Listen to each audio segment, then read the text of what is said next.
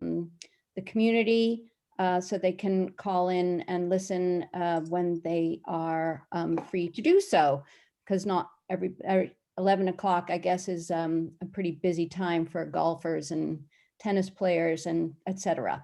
So anyway, everybody will have the opportunity to hear this presentation. I guess we can post this pretty much soon after, can't we? It only takes, depending on how long it lasts, it only takes a couple hours to process. Okay, great.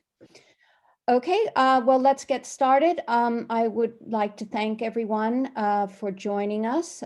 Good morning to you all. I also have to thank Bud Zwiebel for introducing me to Anna. Bud told me how impressed he was with the presentation Dr. Pushkin-Shevlin made at his club, and suggested I extend an invitation to her to speak to us on a subject which should be very close to our hearts here at AP. Global warming, sea levels rising, and increasing frequency of coastal storms are things we all need to be concerned about, not least when you are surrounded by water like we are. As mentioned in the notice of this presentation, Dr. Anna, as I'm going to call her because it's a little easier, is Regional Director of Growing Climate Solutions, Path to Positive Southwest Florida. It's a joint initiative of Community Foundation of Collier County, Southwest Florida Community Foundation, Florida Gulf Coast University, and the Conservancy of Southwest Florida. Anna, as you may have heard earlier, is basing herself at the Conservancy here in Naples. An urban planner with over 35 years of experience, Anna was also a senior research fellow and visiting scholar at Florida Atlantic and Lynn University, and has published numerous articles on climate resiliency and coastal development. So without further ado, I am very pleased to introduce Dr. Anna Pushkin-Shevlin. Take it away, Anna. Well, thank you, Pamela, for that gracious introduction. And I want to thank everyone in the audience for carving out time on St. Paddy's Day to talk about climate change. I really do appreciate that. Just so that you know, this presentation runs about 40 minutes or so, and I will be able to answer questions. Since we're on a Zoom platform, if you're in the audience, I ask that you mute your mic, and when we finish, we'll try to take some questions and answers and stuff. So let's start with where we are today. I mean, it has been about a year since COVID radically changed our lives. And some of the things that we've noticed is that many of us are working from home, like me today. 33% of the US workforce is actually working remote during COVID, and another 25% approximately work remotely at least some of the time.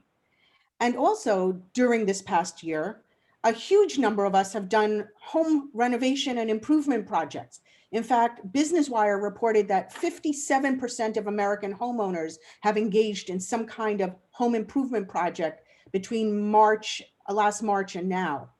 And another interesting trend is that when COVID hit, many of us started planting gardens and working outdoors and growing vegetables, partially out of concern that maybe the food supply would be challenged. Miracle Grow, Scott's, that produces Miracle Grow, noticed a 36% increase in the number of people requesting seeds and buying fertilizer. So these changes actually took a huge bite out of our greenhouse gas emissions. Greenhouse gas emissions last year plunged 10%.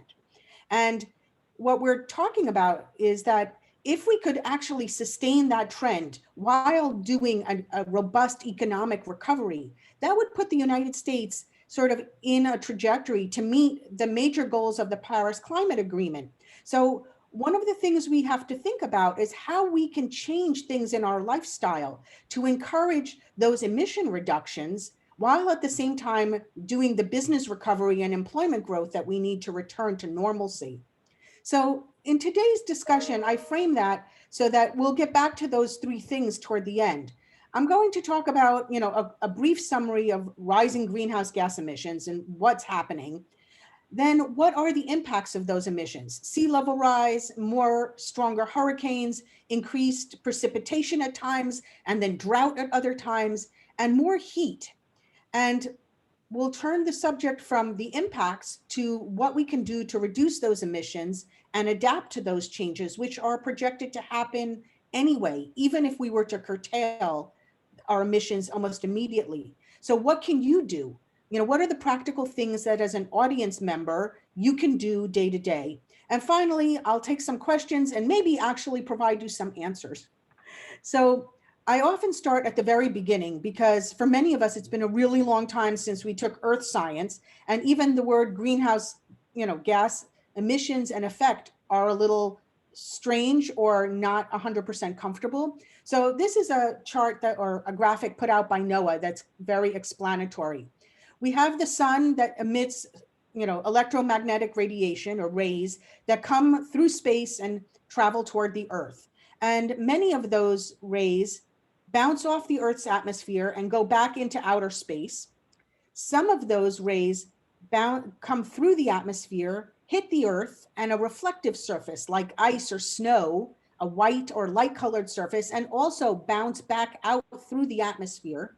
And then some actually go through the atmosphere and get absorbed into the Earth or into pavement, into darker colors. And they get re-emitted as infrared heat. The wavelength slows down and we get heat waves. Some of those are able to escape the atmosphere, but the majority of which get trapped in the atmosphere. And that keeps the Earth warm and toasty, comfortable for human life. And that's what we call the greenhouse effect. The fact that the rays get trapped in the Earth's atmosphere and keep us warm. The problem is that this atmosphere is like a blanket and it's made to or calibrated for a certain temperature range. If we change the gases in this atmosphere, it's like putting a warmer blanket on. We trap more heat and it gets warmer or global warming. So why is that happening? Why are we changing the composition of the atmosphere? Well, as we've moved from this type of transportation to this type of transportation with emissions coming out of those tailpipes, as we've moved energy from windmills or water mills in the early days of the weaving and fabrics industry to emissions produced by fossil fuels that are burned, as we've changed our agricultural practices from horse and mule powered to mass ag that is then shipped long distances, we have changed that composition. We have burned fossil fuels and emitted more methane, nitrous oxide, and CO2. And this chart actually shows over, let's say, 2,000 years that we were relatively steady until the dawn of the 20th century, where the concentration of these gases has risen sharply. Now, how sharply is this and how much of an aberration is it? Well, on the left-hand side, you see that, the CO2 levels had been under 300 parts per million for over the past 300 years. But here's the beginning of the Industrial Revolution around the mid 1800s. And this is where you start to see the trend going up. And as we've increased and we've modernized our society, we've gone up from, let's say, 315 parts per million in the 50s to about 409 parts per million in 2018. And in 2019, it was already 411 parts per million. And so, well, how much is that? Well, now look at the chart on the right. This is over hundreds of thousands of years. And yes, people say, well, greenhouse gases have changed all throughout the history of the Earth. And here you see it. Here's the concentration of CO2, and it has gone up and down over the course of hundreds of thousands of years. But look where we are today. Nowhere in the time that we or humans have inhabited the Earth have we ever been at 411 parts per million. And that is changing the climate radically over the next, let's say, 100 or 200 years. So what can we anticipate? There are many changes, but we're going to talk primarily about 4: sea level rise, coastal storms, changes in precipitation patterns, and heat waves. So where is most of that warming happening? All those rays? About 90% of that heat has been going into the ocean, because the ocean is a darker color, it's blue, and it covers about 70% of the surface of the earth. So much of that electromagnetic radiation has been absorbed in the oceans, and the oceans are getting warmer. Likewise, the amount of CO2 that's been emitted has also been sequestered in the oceans. As the waves fold air into the water, some of that CO2 has been absorbed into the oceans. And that has led to an increased acidity in the oceans and warming temperatures that have impacted the corals. That's a whole discussion I can have on another day.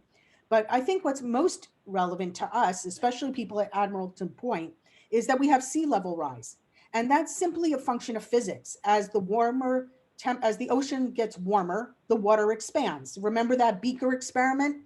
You put a Bunsen burner under a volume of water, and as the temperature goes up, the volume of water expands. Same thing's happening in the ocean. And we've also gotten a lot of polar ice cap melt. As temperatures have gotten warmer, the glaciers in both poles, Antarctica and Greenland and the North Pole, have decreased in size. We've been losing about 10% of that ice every decade.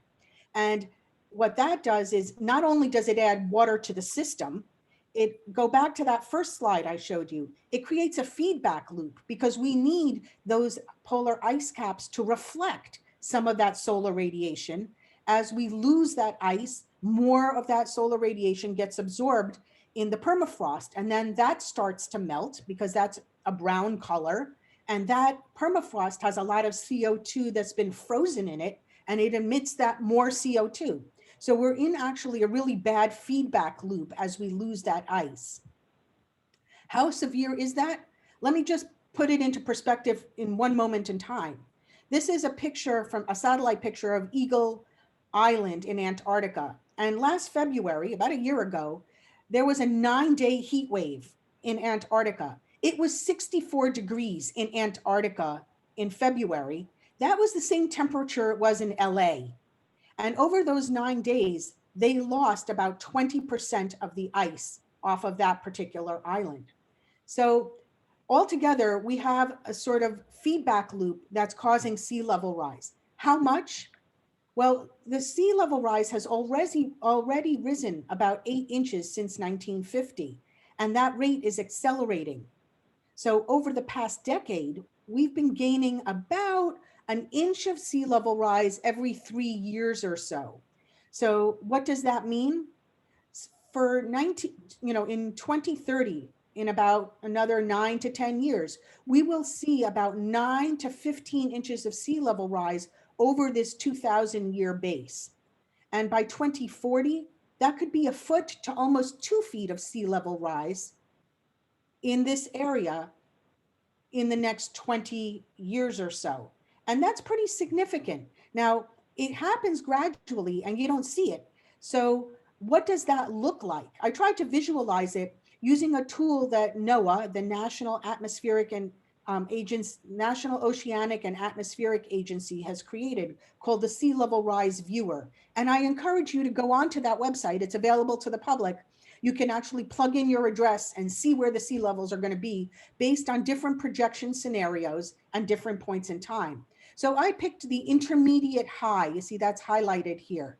And by 2030, all of the areas in blue will experience periodic to full-time inundation. So the 10,000 island area in the southern part of Collier County will experience a lot of flooding. And so will some of these coastal areas by the ravines, or the river areas and the low-lying areas around the Gordon River. And by 2050, you can see that creeps further inland, and there's more of this darker blue. So the inundation will get deeper. So we can anticipate periodic effects, and this will happen regardless of whether it's covered all the time or during the tides. So even if it's not fully inundated, during high tides, there will be inundation. So what does that mean? Well, property values are at risk, a lot of them. In fact, the prediction is that about 26 times a year, absence of a major storm, some areas in Florida will experience flooding. Nearly 100 zip codes in our state have at least 40% of their property tax base at risk from flooding. And Southwest Florida is particularly vulnerable. A study done by Zillow predicted that Naples, Sanibel, and Fort Myers Beach, which have some low-lying areas, ranked 10th, 26th, and 32nd out of all metropolitan areas in the US in terms of the property values at risk. Of course, that's a function of the fact that we have expensive property values, so we rank higher. But that is a real impact on our public revenue. If those property values start to decline, so will the revenue that governments have to address some of these problems. A recent study that came out by the Wharton School of Business predicted that they're already seeing this bubble, this real estate bubble bursting. The number of sales in vulnerable zip codes started falling in around 2013, according to Dr. Benjamin Keys, who is my speaker in the last Climate Compass series. I saw this study and I got him to come and do a presentation. And what's more interesting is that values have actually started to decrease in those vulnerable zip codes about 5% since around 2018, compared to property values in zip codes that are more inland.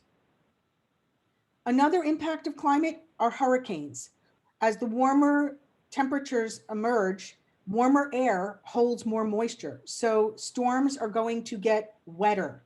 For every 1.7 degrees of temperature increase, we get about 7% more moisture in those storms. And the storms are going to become more powerful.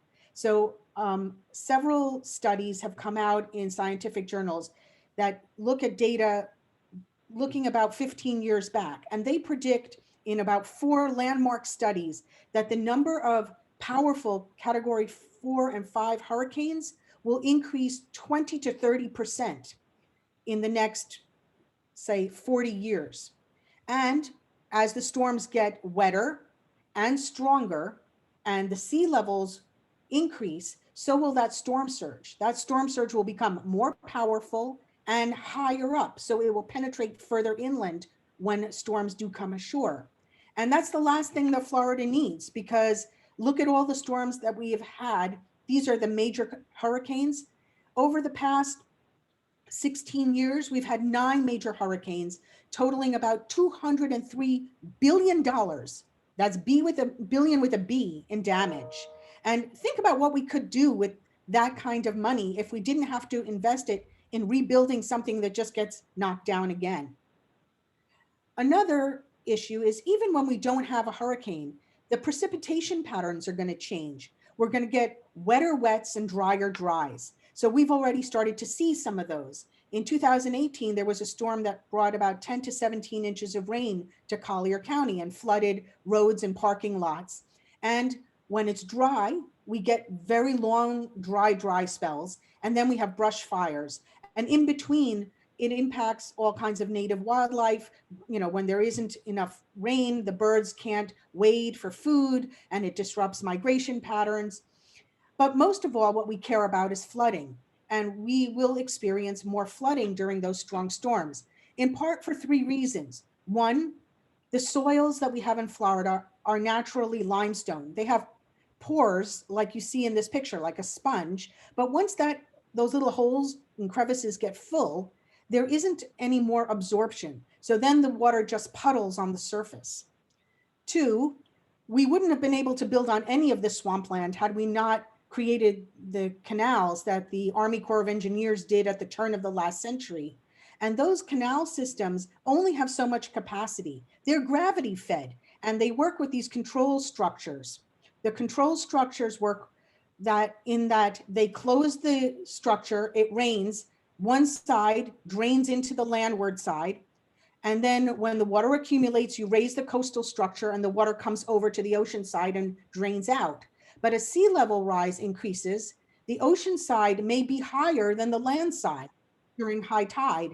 Then you can't drain the landward side after a storm, and you get this scenario where the canals flood and they flood property adjacent to that.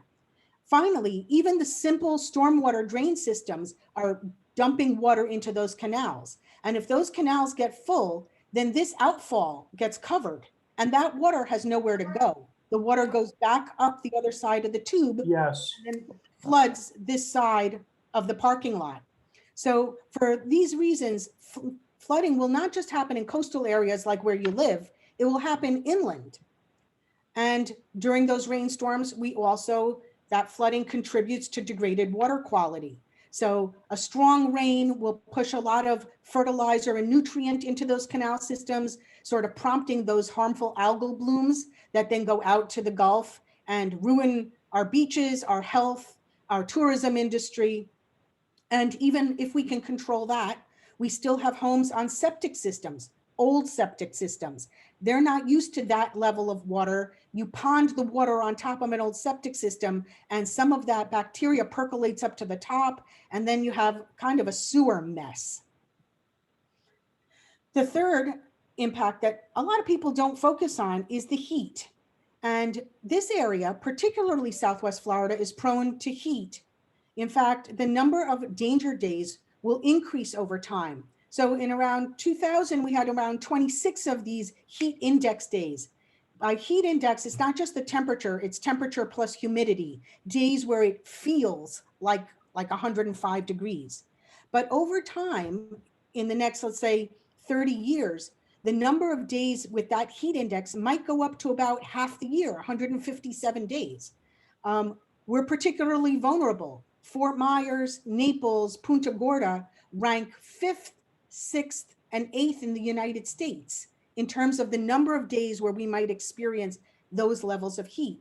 And that is a significant impact on our economy. I mean, snowbirds are not necessarily going to come down early in November or stay late if those number of heat days increase. In fact, people who live here now year round may leave in the summer and go north more and stay longer because one, the northern latitudes are not going to be as cold, and who wants to be down here with those hurricanes and that heat temperature? So how are the businesses that have flourished in the past 30 years going to survive when all of those spending dollars are moving northward during, extended periods of the year? And if the economic argument isn't strong enough, we have to talk about the health impacts. Hotter temperatures increase dehydration and heat stroke, cardiovascular instances increase. We get more insects and birds that can carry diseases like dengue. Heat also contributes to poor air quality, more ground level ozone, and people with asthma have more respiratory distress and more asthma incidences. It particularly impacts, elderly people and children. Communities of color are strongly impacted by asthma and high heat temperature, and outdoor workers, the people mowing your lawn, the people fixing those roads, they're not going to be able to work during the heat, the hottest part of the day. So we really have to think about how we're going to address this. So what can we do? To me, and part of what Growing Climate Solutions about is that the solutions really represent opportunities. So for a moment, I'll take a pause and tell you a little bit about Growing Climate Solutions. Pamela mentioned that we are funded by 4 very highly respected partners in the region, the 2 community foundations, the university, and the conservancy. And my goal is to increase climate literacy. The more people understand what's at stake and what we can do, the more this discussion gets depoliticized. This isn't a discussion of red and blue. This is a discussion of science and green. So one of the things we talk about is increasing climate literacy, stressing the importance of protecting our natural assets as preventative. 2 or 3, encouraging community leaders, people like yourselves, people like Pamela, who sits on a board, or leaders of your community organizations, to speak up, to talk about this with your elected officials so that they understand the importance of some of the policy decisions they're going to make, and to enhance prosperity and health in our community. So we want to increase the visibility of good climate action and engage more people to do that. What's beneficial is that we already have a lot of popular support.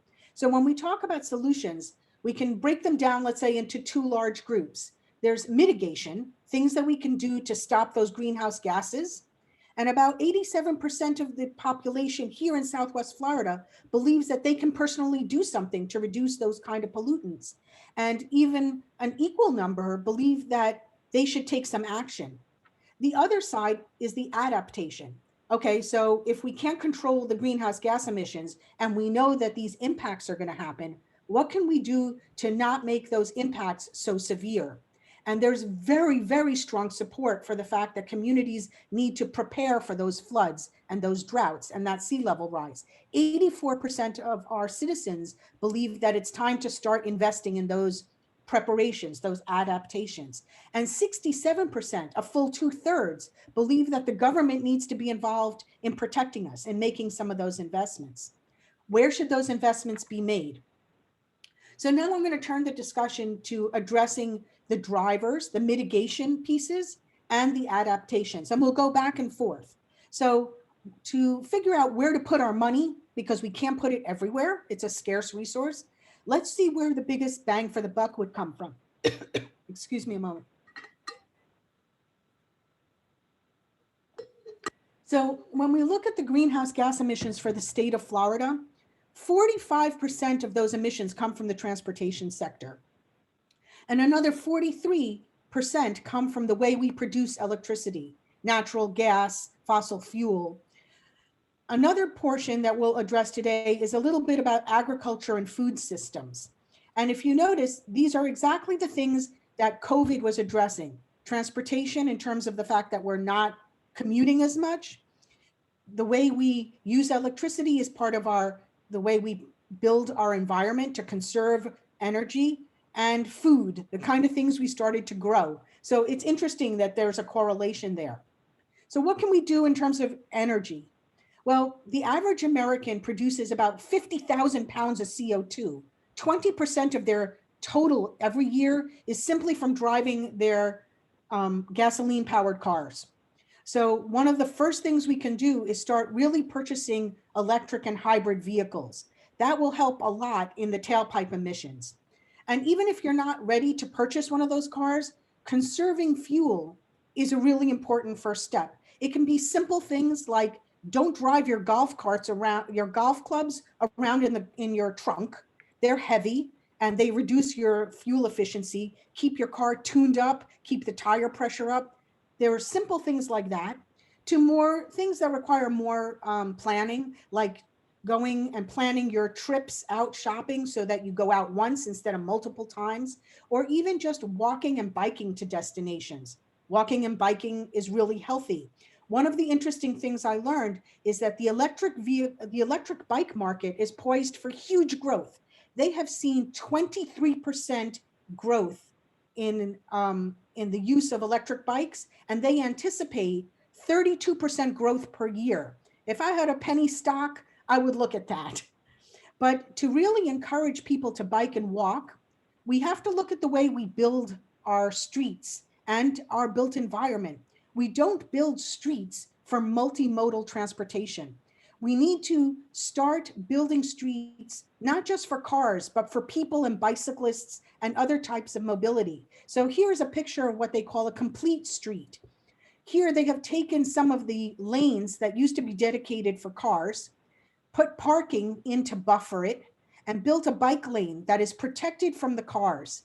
They've also widened the streets, making it more attractive for pedestrians. And notice that these intersections are bulbed out. That slows the turns of cars and makes it safer for pedestrians. When you do it on both sides, it narrows the street width so that pedestrians can comfortably walk across the street in one traffic signal. So all of these things make a built environment that is more conducive to multimodal transportation. So these are the mitigating impacts. But even until we get there, we're going to have to elevate some of the roadways that we already have. Some of that water is going to flood the roads. So elevating the roads is going to be a big investment. The Keys are already trying to tackle this, and it's not easy because elevating about a half a mile of road in the Keys costs $3 million. $3 million. You can't, they have 314 miles of roadway that they need to elevate. How could they possibly get enough money? And which roads will they prioritize? Is it a half a mile that services $9, $8 million homes? Or is it another, piece of roadway that services maybe 50 lower income homes? These are going to be political battles and they're hard fought. So there are going to be a lot of discussions with political leaders, and we need public participation in these decisions. Going back to the built environment, this density issue is really important. So most of us think of this as our ideal single family retirement Florida home. But when you live at this density, these single family homes, people who own these homes drive about 15,000 miles a year. When you start building denser housing, like townhouse structure like this, and you infill that into areas that are already built, these homeowners drive about half as many miles because they're just closer to shopping and friends and other destinations. And we have plenty of opportunity to infill the areas that have already been developed. Here's a picture of an old shopping center. And what we see here is mostly a sea of parking. And if we were to introduce a mixed use development and fill in some of this, create structured parking, we would create a denser, more vibrant, more urban community. I'm not saying urban like New York City. I'm saying urban like town. And that would reduce the number of miles and the amount of energy that we use, contributing to that mitigating impact. Now, we can't do that everywhere. So in areas that are not prone to that, we're going to have to adapt. And that means when you're close to the shore, we're going to have to build further back. These homes are going to get washed away. We're going to need to push them back. There are old historic structures that are built along the waterfront. We want to keep them. We will have to pick them up and actually move them. And there is a whole industry that actually does this. It's really cool. I have seen it happen with some historic homes in Delray Beach. They have moved them to infill locations. For people like the folks that live along Gulf Shore Road, we're going to have to look at elevating the base, the habitable floors, elevating structures so that the first 2 floors are floodproof. They're either parking or they're just space, open space that can be used for, temporary events, and elevating that ground floor up and above. And where possible, gaining back as much open space as possible, because that open space is a buffer. It takes a beating when the storm comes across. It also absorbs a lot of water, prevents a lot of flooding. So for you guys, and I know you're facing this, one of the ways to be safe from those storms is looking at what we've always done in Florida, keeping our beaches and dunes healthy, rebuilding eroding dunes and building them up and planting them so that sand stays put. And on the bay side, it's preserving those mangroves. In fact, during Hurricane Irma, they found that areas that were protected by mangroves had 25% less property damage in the areas behind them. Those mangroves, prevented about $1 million worth of damage during that storm. And yet people constantly want to cut them down for a view. We can no longer afford that. We have to preserve the mangroves and actually encourage them. As sea levels rise, those mangroves will have to migrate landward. So we have to take up some space as open space to allow that migration. On the other side, we have to figure out what to do with our seawalls. And here's a picture of Delray Beach. There's a seawall here and it's been breached. Now you see the seawall. It's not that it's been topped over. As the tide came up, the pressure of the water came up underneath the seawall and flooded the street. And this will continue to happen more and more frequently as tides go up. So when we look at seawalls, we're going to have to push them back from the waterfront and preferably plant mangroves in front. Not only does that buffer the waves and protect the structure of the engineering, it also provides habitat for small fish. One of the solutions is what they call a living shoreline, pictured here below. It's a riprap stone structure out in the water, but not too deep, with a lot of natural plantings behind it. several feet. And this allows the water to migrate inland, but very gently and not cause as much erosion. For those strong rains, we're going to have more intensive water retention. So the old ponds or retention areas may have to be deeper. Here's one that's been topped over. When we build parking lots, we need to have a different kind of drainage. Those green areas are not just pretty, they're there to soak up the water from the parking lot and let it penetrate and go down back into the earth. And we're going to have to build pumps. The city of Miami floated a bond for $500 million to be able to build the kind of pumping infrastructure to keep certain areas dry. And that is an expense. It's a public expense. Do you think your city council person will easily vote for that? They're scared not to get elected. So what they need to know is that the public supports this kind of investment, because without that, you're going to lose that property value. You won't be able to access certain homes and buildings. So this is where, my job is to teach and to educate, so that instead of having people say, no, we shouldn't spend money on that, before you make that conclusion to that particular location, you have to know what's at stake, and what other possible solutions there are. So another thing we promote is putting in a lot of trees. Planting trees is one of those natural assets that really helps. One, trees provide shade. So as temperatures get warmer in our region, areas that are shaded are about 10 degrees cooler. It's much easier to walk in the shade for a stroll than it is when there's only a palm tree and very little shade. Two, trees take carbon dioxide out of the air. It's not foolproof, but it does sequester CO2. But most importantly, trees also improve the air quality and the water quality. They slow down the root system, allows water to penetrate and drain into the aquifer. And even the root system slows down the drainage of water so that it goes through more earth and it's cleaner when it gets absorbed. And finally, the best part is that trees often improve property values. Tree-lined streets are known to have about 10% higher property values than those with less landscaping. In terms of your personal, actions, well, many of us have already converted to LED, but we can also adjust the temperature of our air conditioning, make sure those systems are running efficiently. And when you don't need to, try the ceiling fan. Using a ceiling fan produces about 3 to 4 degrees cooler temperatures in that room. It feels that way, even though the temperature may be the same temperature, the motion creates that feeling of 3 degrees cooler, and it reduces your energy consumption by 30%. We can also increase the insulation. So when we see people fixing up their homes during COVID, how many of them are doing energy efficiency versus countertops and kitchens? We should invest our money where it's going to make a difference. Excuse me. One moment, please. I'm sorry. Another approach is to create shading and cool roofs. As we do our outdoor landscaping, include canopy areas. They're going to become critical to being able to enjoy the outdoors in the future.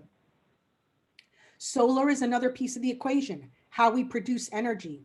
So the cost of solar has really dropped to about $3 a watt, 65% over the past decade. For a condominium like Admiralty Point, it's hard to install solar everywhere, but you can certainly, if you have common roof areas, introduce enough solar for metering your common areas. That means your community room, the parking lot, lobby areas. That will reduce your common area maintenance quite a bit. For those individual condo owners, they can subscribe to an FPL program called Solar Together. It's a subscription program where you're buying solar energy that's off-site in a solar field.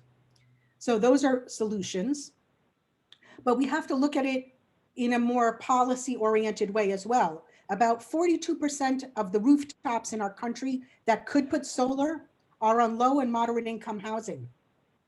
Those homeowners can't afford the upfront investment, and nor can they benefit from the tax benefit that you get from putting solar, and that tax benefit's critical to making solar's return on investment really worth it.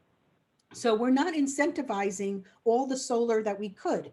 We need to create solar programs that reduce the upfront costs instead of making it a tax abatement, because nonprofits like churches or schools, they can't benefit from they're a nonprofit. They have no tax implication. So they lose that 26% tax credit.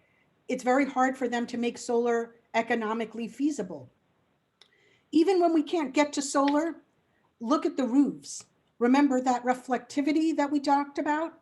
If we're losing all this ice and snow, at least our urban areas shouldn't be so dark. So here in New York City, they painted about 7 million square feet of rooftops with a white surface, and it lowered temperatures about 5 degrees.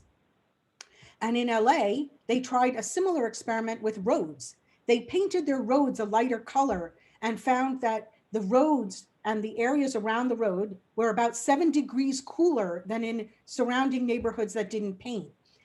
That's a pretty interesting experiment. And finally, I'm going to round this out with something that's really easy to do, which is the kind of food you eat. Food systems are about 9% of the greenhouse gases emitted in the US, the ag sector. And about 4% of that 9% comes from livestock, from beef. So people often say, eat less beef and eat more plants. And I'm like, well, why is that exactly? And I will hope to explain that to you. Not that we're all going to become vegetarian. I'm the daughter of Argentinians. If anybody eats beef, I eat quite a bit of beef. But reducing the amount of beef is equally important to just becoming, a vegan or a vegetarian, even reducing it 1 day a week. So why is it so important? Cattle are the #1 source of greenhouse gases worldwide. Each cow produces about 220 pounds of methane from belching and farting. And methane is a really potent greenhouse gas, about 34% more potent than even carbon dioxide. And cows, to grow beef, takes a lot of resources. So cows require about 1,800 gallons of water to produce a pound of chuck. Compare that to about 215 gallons of water for soybean plants. As we need more water and more land for them to graze in other countries like Brazil and Argentina and developing nations, they deforest their green trees to allow for more grazing space. So we're losing some of those carbon, sequestration areas. And to put it into real perspective, beef is about the worst one. So if you measure the amount of feed it takes to make a pound of beef, it's 25 pounds of feed for 1 pound of beef. Compare that to chicken, that takes about 4.5 pounds of feed for a pound of chicken. So the more we reduce beef, the less we have to grow food to feed the cattle, the more energy we save, the less methane we produce. So as we change to a more plant slant diet, we're really going to reduce and mitigate greenhouse gases. Also, it's just healthy for you. It's healthy for your heart, healthy for your kidneys. It supports local farmers, especially here in Florida. It's less expensive. And as we convert our agricultural practices, we can sequester more carbon, the more regenerative we make that agriculture. And if you're not willing to change your diet, well, at least reduce the amount of waste. It's unbelievable, but in the US, about 1/3 of the food we produce does not make it from the farm to your fork. We waste about 1/3 of the food we produce. That's about $2,000 worth per family. So, having a lavish brunch and showing a lot of display and then finding all of that food in the trash is really, very passé. Produce and use the amount of food you're going to consume. Just showing excess is not the way we should show our affluence, our wealth, or our prosperity anymore. So what are the next steps that I ask of you? After this presentation, you will be confronted with hundreds of choices every day. Every day, you will make energy choices. You will use your water, either turn off that faucet when you're washing a dish or brushing your teeth, or take a shorter shower. You will get in your car or decide to pump up your bike and take it to the beach instead. You will go food shopping at Publix or at Fresh Market or at Whole Foods and make a decision whether you're going to buy organic or not, and whether you're going to buy fish or meat, and whether that fish is going to be wild caught. What we ask of you is make your choices sustainable. Also, if you find this topic intriguing, join Growing Climate Solutions electronically. Go to the website, growingclimatesolutions.org, and sign up at least for the newsletter, and you'll learn a little bit in each newsletter about this topic. And follow us on social media, Facebook or Twitter, because we post all kinds of interesting tips. You get a dialogue going with other people, and you see and learn more new things. And by posting that you participated, you will encourage your friends who are not here today to maybe take interest in this topic. So talk to your neighbors and friends. When you're playing bridge, when you're out on the golf course, maybe raise the question about how much fertilizer goes into that golf course to keep those greens green, or how do they keep the water from accumulating algae? Is it copper sulfite, or are they planting around it? Get engaged. You'll find a million different ways to advance this topic. And if you really, get involved, possibly publish something, send a letter to the editor, send something to your newsletter right in your condominium, and communicate with your elected officials. Go to those meetings. So the takeaways from today, and I know I've run a little long, is that climate is not an environmental issue, it's a societal issue. It affects all aspects of our society. And we have to both mitigate those greenhouse gases as well as adapt to the impacts. And we want to make sure that as we adapt, those restorations are equitable to all people. We have to think long-term, but we can't wait. We can't wait until the water is 2 feet higher. We have to act in the present.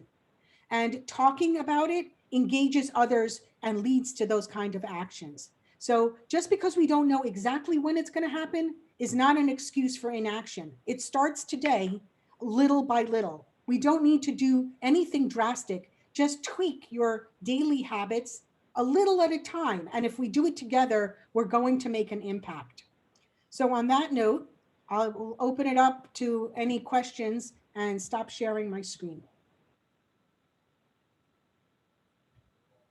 And that is on the Moorings Bay Citizens Advisory agenda, as it were, but it's very difficult because if you consider the depth and the tidal differentiation in the bay, it's moving your seawall back and planting mangroves it's not an easy thing to do.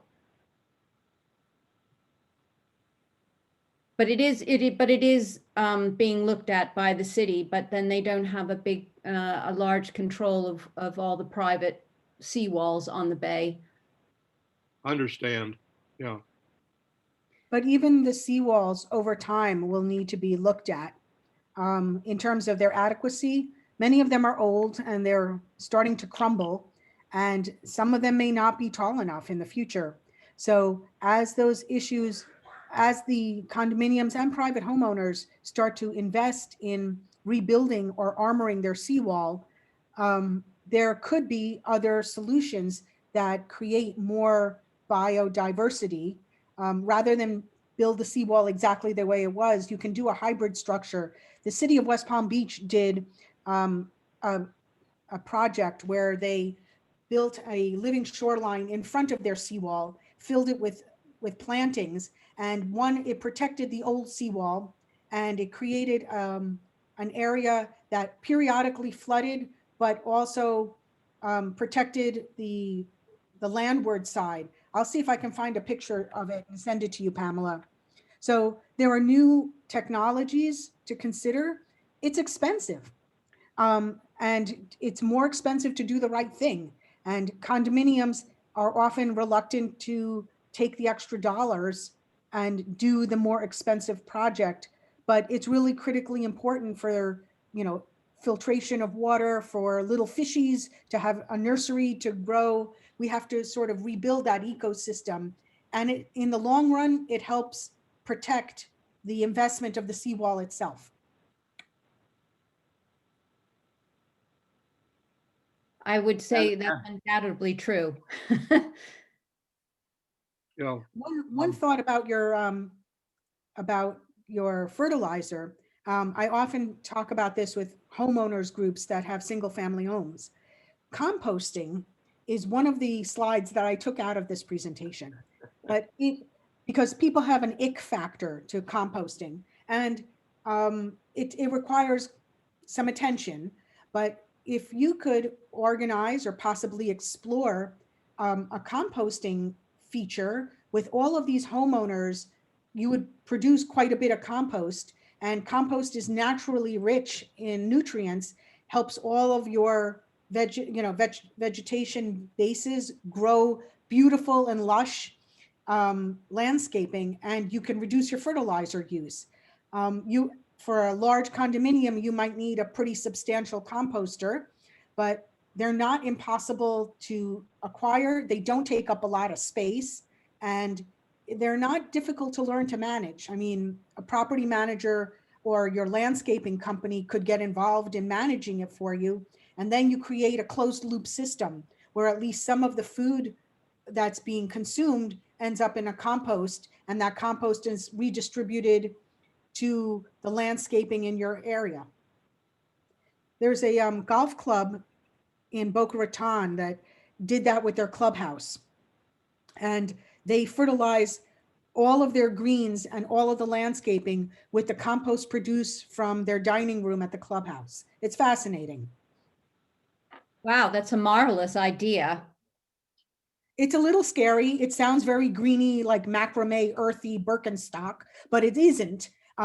It can be done. It's not, it takes some research, but it would be incredibly cool to be able to boast something like that. I mean, that would be really a step forward, and you could become a role model for others. There are compost experts. I know one up in Sarasota I could probably connect you with. I think that would probably work in homeowners associations. Personally, just a quick thought, I can't imagine where we would put that at this place. And besides that, we already have messes with people that can't figure out how to use the recycling bins properly. So who knows what would wind up. So I see the benefit, I see the real benefit for, those of us who also have private homes somewhere else, to take that under consideration and see what we can do there. I personally, question what could be done here with the condos along the beach. That seems to me to be more problematic. Some sites might have enough space, but when I think about walking around our property, my quick reaction is I have no idea where they would put it and which owners would be willing to do that. But well, it's a very good, it's a very interesting thought, and worth looking into. Can't promise anything, but it's definitely worth looking into. But if I had to say, I think what Ted said was really revealing, that you don't have to, go full compost. If you're struggling just doing recycling, maybe one first step is to just improve the recycling education for your residents. Growing Climate Solutions has a relationship with Waste Management, that carts most of it. They have a recycling expert that I could arrange to do a presentation for you like this, and really explaining to people, hey, pizza boxes don't go in the recycling because they have oil. Just that small educational step. Think about if you could improve the recycling content. That's important, and that's not difficult. So when I do these presentations and we look at, well, composting, that's complicated. We don't really know how to do that. But improving recycling, that's easy. And those are the small steps that we need. If that's something you've identified, reach out to me. I'll connect you with, what's her name? I forgot right now, because I have like 60 partners, but I know the waste management rep, and we can work on just that small thing. Pam, I think that's something worth considering. My 2 cents again. But Yeah, sure. Yeah, Pam, I agree 100%. I have gone into our recycle bins and pulled out plastic bags, which I don't think people realize that you're not supposed to put plastic bags in there. But it really is a problem here, the recycling. We need to educate people on the proper recycling. We And need to that's have some easy. recycling police. That's I'm great. one of them. That's not difficult. That's something that people feel like, you know, I do it, I can do it better. And even I'm sort of like in this business, and even in my own household, I am pulling out plastic film that goes on top of, you know, the Pepsi, the 6-pack of Pepsi. That doesn't go into the recycling.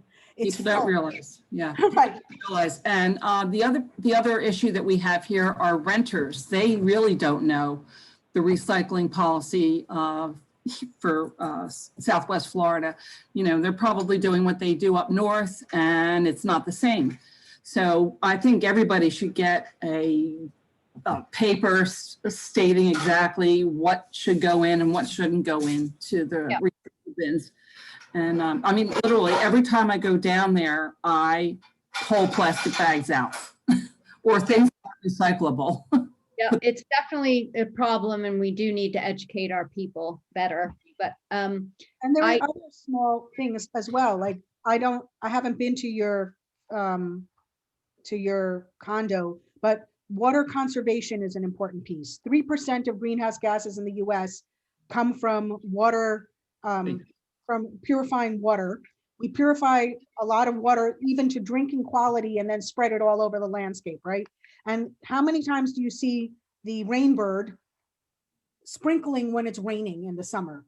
You know, as those as those sprinklers get worn out and need to be replaced, yes, it's more expensive to invest in a system that has a meter or a gauge, but yes, do it. Conserve that water and get a system that has the, you know, radio communication and doesn't go off right before a rainstorm is coming or right after, right?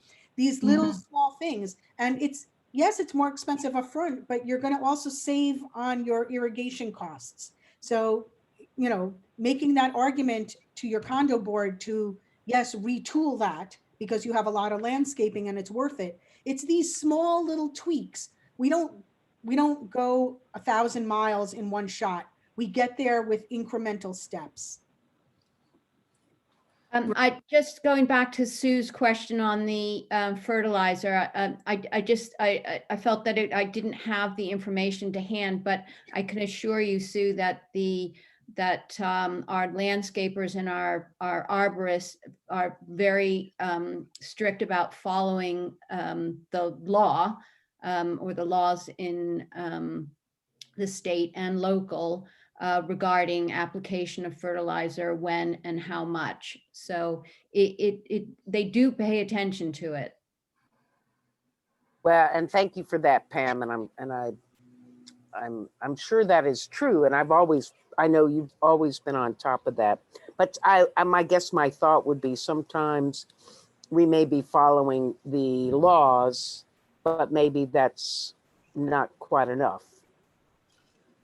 I take your point, and one thing I'll just mention very quickly, because I don't want to keep Anna much longer because she's given us so much of her time already. It's just that, and Anna, I'd like your opinion about this. We have trees that drop an inordinate amount of detritus, the Bishovias, I'm talking Bishopswood trees, and the amount of the berries and everything goes straight into our stormwater system, which I believe is really not healthy for the environment, because that empties into our waterways and produces the toxic nutrients that create the algae blooms. Is that accurate or not? I'm not an arborist and I can't speak to those particular species. I don't think that the deciduous leaves and that end up in the stormwater system really are the key contributing factor to the algal blooms. It's more of the, well, one, the combination of bacteria and the phosphorus levels. That many of those other things get cleared out in the storm drain filter systems and then get composted by the municipal water supply. It really depends on the location. I can't answer that one for sure. Any other questions for Anna? No, but I would like to thank Anna. I think you put everything, you just described everything so well, much of what I thought I knew, but you really distilled it to its essence. So thank you so much. Well, I appreciate that. I mean, there's a lot in this topic. We could, depending on the group, we can talk about, consumption issues. With one of the slides I wanted to include, but realized I was just running late, is in those decisions, there's also investment decisions, socially responsible investing. And that's a big new field and it's emerging now. Companies that do the right thing, put your money in companies that take responsibility for the environment and for social concerns. And it's a big investment. It's a big push now in the financial industry to clean up their act. And there are now funds that support socially responsible companies. That's something I'm looking into personally, even in a small way. It used to be like, well, those companies don't make a good return. I'm retired, I need my return. But really, those funds have been outperforming the market. And so, there are decisions that you make when you throw the Pepsi can in the wrong recycling thing. There are decisions you make when you pick up your financial advisor and you say, hey, yeah, you told me to reallocate. Could you look into an ESG fund? Find me a good ESG fund that's performing. I'd like to put my money and my resources where it counts. Those are important decisions, small incremental steps. But imagine if we all did them, how important and how that really shifts the dialogue. So, I talk about that sometimes. There are decisions you make every day in the kinds of purchases you make. So all I want to do is inspire all of us that we don't have to be, crazy. This isn't a crazy lefty vegan Birkenstock wearing, hippie thing. That image is old. This is you and me, common, ordinary people making good decisions every day. Mature adults, we have wisdom. We can make these sacrifices. And also the fact that you're all here shows you care. Now just vocalize that to people and tell them that you care, because you influence others. You probably have a group of friends who didn't come today. Tell them what you learned.